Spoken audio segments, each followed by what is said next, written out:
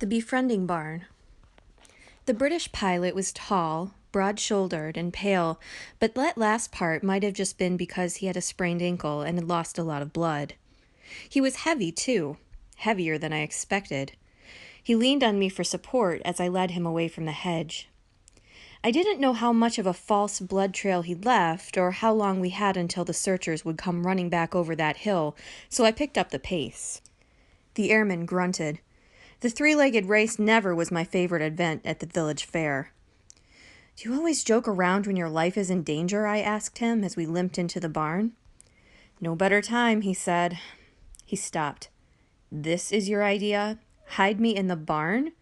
I didn't hide here in the first place because it's the most obvious place to look." I didn't tell him it was the first place I'd looked for him, but I did tell him it was the last. "That's why it's the perfect place now," I said. "What better place to hide than someplace that's already been searched and cleared?" A slow grin spread across the pilot's face. "Very clever. Are you sure you're Irish?" "You seem like a nice enough fellow," I threw back at him. "Are you sure you're English?" He laughed and picked up a pitchfork.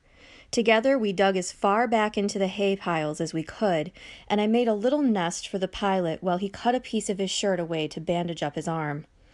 There was a lot of blood. Too much. I wondered he might bleed to death before we could come back and get him. "Stay here. My parents will pick you up tonight." "And just who are your parents? What are you doing here in Berlin?" "My dad's the Irish ambassador to Germany," I told him. "They've helped other Allied pilots get out of Germany. They'll help you too. But they don't even know you were shot down. I had to act fast." "I'm glad you did," he said, and he shook my hand. This barn was quickly turning into the place where I made new friends. I didn't know a long German word for that, so I made one up. Die Freundschaftserweisungsschein, the befriending barn.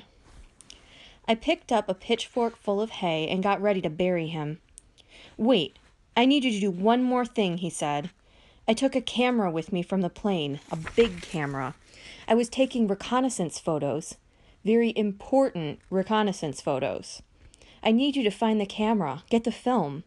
It's vital that the film make it out of Germany, even if I don't. I hid it in one of the haystacks in the field where I came down." "Which haystack?" I asked. The British pilot smiled apologetically. The brown one?